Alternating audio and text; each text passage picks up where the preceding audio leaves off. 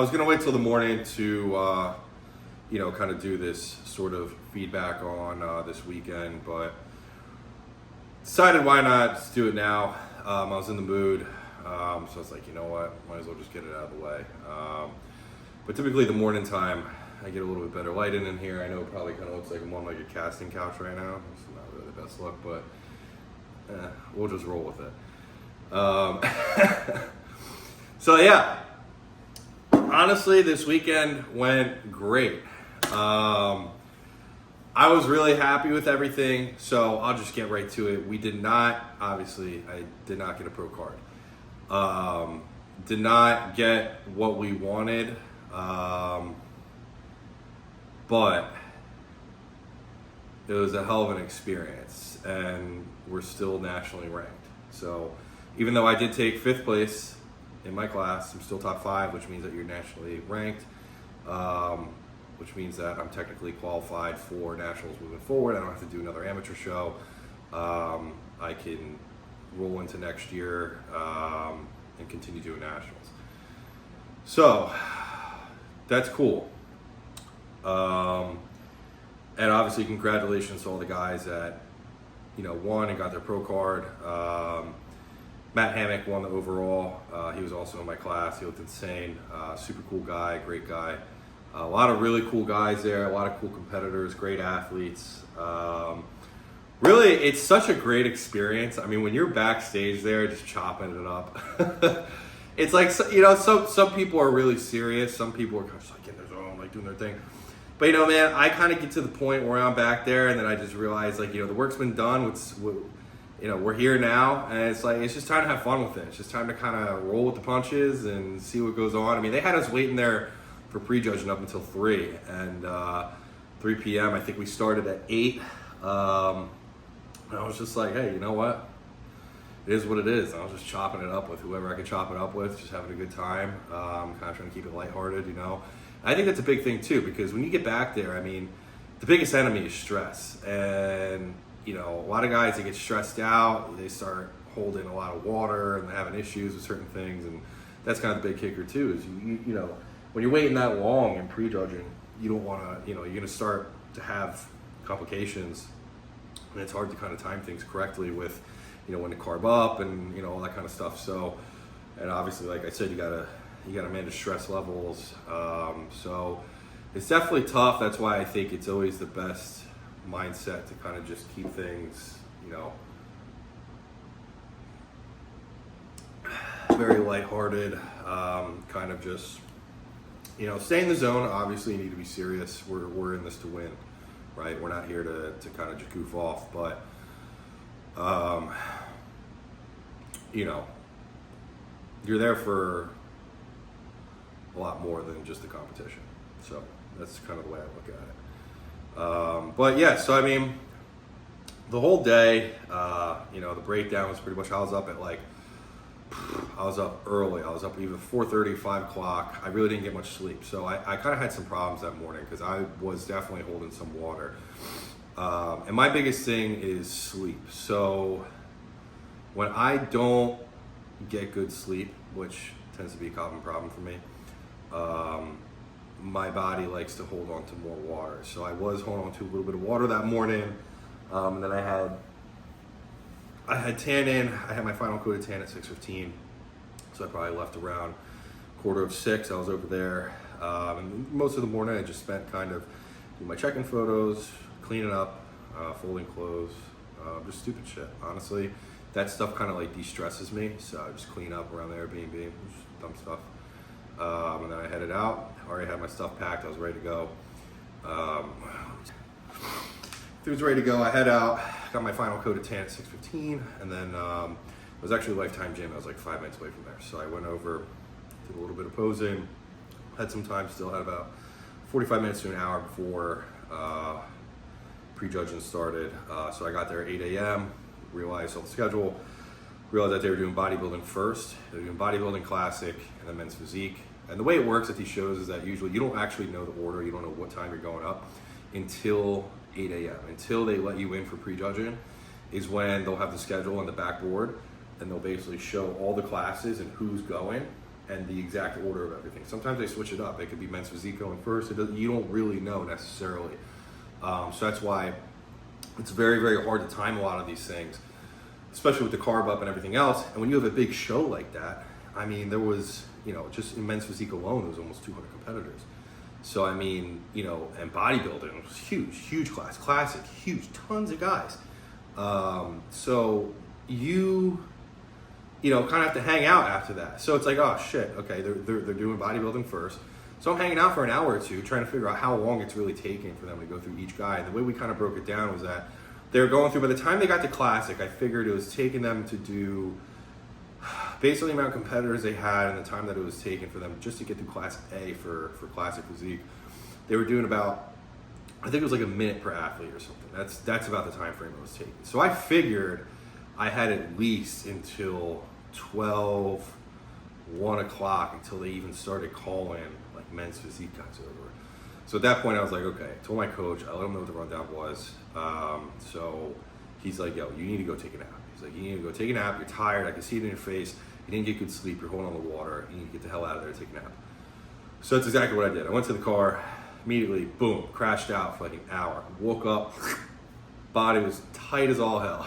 It's amazing. I don't know what the sleep does for me, but it just like, icing on the cake, man. Sleep just drives me, and I knew it too. As soon as I woke up, because I crashed out so fast, I woke up, I had to take a piss immediately. I knew, I was like, oh yeah, we're good. I fucking took my shirt off, took some check-in pictures. Immediately I looked at him, I was like, yep, that did the trick. That was good. So we were nice, dry, tight, hard. Actually, it was great that men's physique went last because I needed that time. I really, really needed that time. So just basically stay tight. Around that time, it was probably around noon at that time. So I just went, hung out backstage, and then basically was just playing the game up until the point that I went on stage. I started calling men's physique guys. I think I put something on my story saying that I was at like 2 something, that I still hadn't even gone on stage yet. But shortly after that, I went on stage. They called up Class G. And then, just started carving up, getting everything in me, started pumping up, started, mentally getting in the zone, getting in my, kind of doing my thing.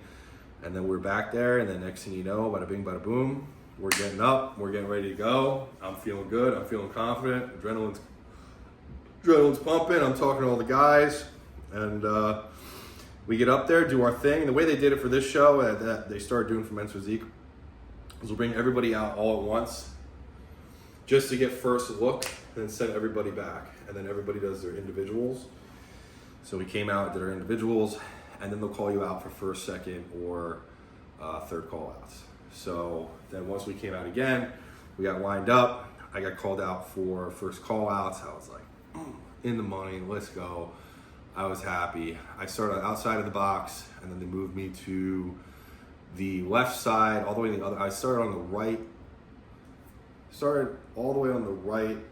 If you're looking at the stage, I was all the way to the right end of the box, and they moved me all the way over to the left inside the box. I was about 1 person in. So at that point, I was thinking, okay, I was 3rd or 4th place. And I was like, okay, maybe there's room for the run-in. Maybe I could get bumped up. We'll see what happens. Sometimes with the shows, they like to keep it interesting. They don't usually necessarily off the bat, place guys exactly where they're going to be. But I mean, for the most part, they do. Sometimes they don't. Sometimes they like to keep it interesting. So I didn't really know. I wasn't sure exactly where I was going to end up for finals. And then that ended around 3:30. I think I walked out of there around 3:30, 4 o'clock. And then finals started at 5:30, and then men's physique was first to go for finals. So I basically just went, grabbed the burger real fast, and then across the street, I was with my dad. So my dad was there. Saw a couple other guys grabbing some dinner there, and then talked to some other competitors as well, and then jumped across the street, went back after I had my burger. Then I think I went back on stage probably around like 6:30. And then that was it. They announced basically finals. I knew that I came in 5th. And then that was that. I mean, pretty much walked off stage. I knew the job was complete at that point. So, yeah, I mean, knew the job was complete. Didn't get what I wanted. But that's life. You don't always get what you want. Didn't get the pro card. Obviously, everybody's there for a pro card. Every single person's there for a pro card. But when you really take into consideration and think about how many athletes were there, I mean, like, including the girls, there was over 1,000 athletes at that show. There was almost 200 men's physique athletes, guys, alone, right? When you, like, actually think about the percentage of guys that even placed top 5, that were able to rank nationally, it's kind of crazy. I mean, like, I was like thinking about it after the fact. I was like, all right, like, let's fucking go, all right? Because that tells me, number one, I'm on people's radar. Number two, I always knew, like, I excel in pretty much anything that I do. I'm not just saying that to sound like an asshole, but I just have that ability because I'm like autistic. I just can't stop thinking about something. But it just really proved to me, like, okay, like, this is real. Like, and I looked back at the videos too that my dad took, and I was like, yeah, I look pretty good standing up there, honestly. I was like, this is real. Like, I know exactly what needs to be done now. And keep in mind, this is my first serious year of competing, right? I'm not using that as an excuse for anything, but the fact that I didn't really have any, like, previous data to go off of, I didn't know what needed to be worked on really at all.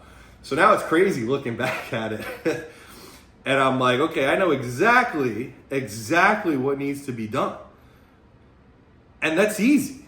It's not easy, but, it's like, okay, here is the plan.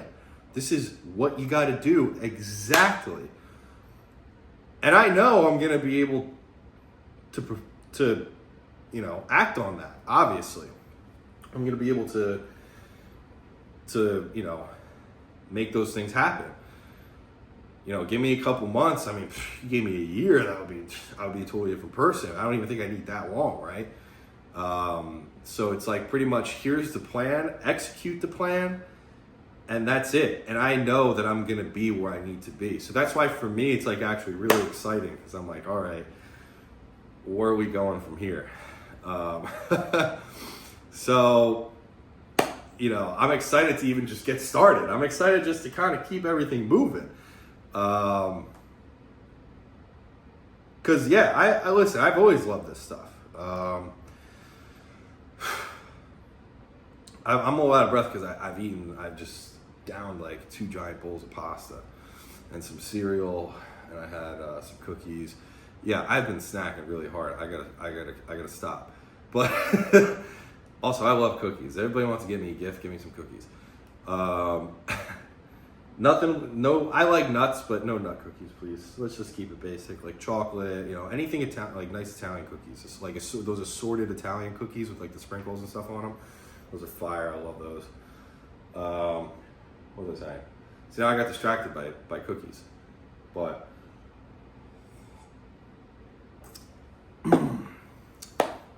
what was I saying? Damn.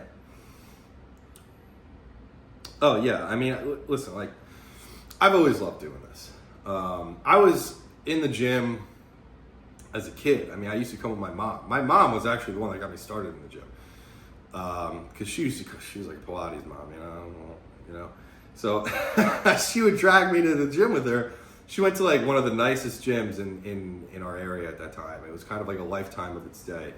And a lot of the trainers there actually ended up going to the Lifetime in my hometown. And she would just bring me with her, like every day. She would bring me with her, like early morning before school or whatever.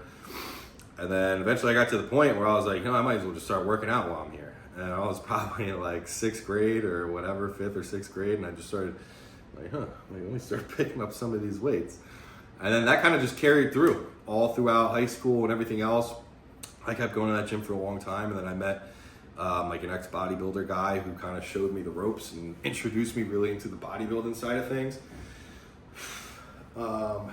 But yeah, I mean, and then life happens, right? Life happens. I always knew early on this is always what I wanted to do. And then life happens, you go to college, and you know, you're forced to kind of do things that aren't really, you know, part of your path per se, but you know, you're still there to do it for, you know, there's a reason you're still there for it, right? Whatever that may be. And you know, at some point you kind of come back to the things that you knew you were going to do regardless. And I mean, I never stopped. Like, I always kept doing it. But then, like I said, this was really like the first year I was actually serious about competing. And I was like, okay, like, now let's walk the walk a little bit, okay? And then I also, you know, kind of, it also, I think, takes some maturity too. I think it takes sort of like, there's a change in my perspective as well in terms of, you know, I had some success with business in the last couple of years, and kind of made me realize how I could apply that to this. And, you know, has kind of showed me a little bit on, you know, because this, at the end of the day, you know, in this industry specifically, you have to be marketable. You have to be a marketable person. You have to be somebody who's likable. You can't just be like, you know, so many of these guys I see in the gym talk about, they're like, oh, I'm just going to come in there like Ronnie Coleman and be the best looking one. And I'm like, listen, man, it doesn't even matter if you're the best looking guy at this point, okay? Like, this industry is a business, and you need to be a marketable person. You need to be somebody who, like, you know, young guys are going to want to look up to. Because if you're not, if you're a piece of shit, like, nobody's going to vouch for you. Nobody's going to put your name out there. The league's not going to, you know, put their name on you. So, you know, you got to, I think, be able to see that side of things a little bit. Anyway, that was really off topic. But in terms of future plans, and I keep looking over here because the TV's on. I'm getting distracted because there's a video on about these guys building these GTRs. And yeah, I love GTRs. I love cars. So, yeah. Future plans. I do not know yet. I still have yet to talk to my coach and kind of go over like a recap of what happened. And, well, not what happened, but, you know, what we want to do moving forward. So my goal was to most likely take a health phase for the next few months. But we will see. I mean, I'm already thinking about the next national show, but I also want to do it correctly. I also want the time to be able to make the corrections that I need to, and to, you know, really kind of bring something even more undeniable this time around. So whether I want to do that or if I want to kind of ride the wave where we are right now, and I'm pretty sure the Arnold Amateur, I think, is February 27th. I'm pretty sure that is a pro qualifier as well. So I know that there are some shows coming up relatively soon. I just need to plan it out. I don't really know necessarily what the next step is or what the jump is. But yeah, so I will keep you guys updated on that one. Other than that, it's pretty much it. We're back in Miami. Got back in yesterday.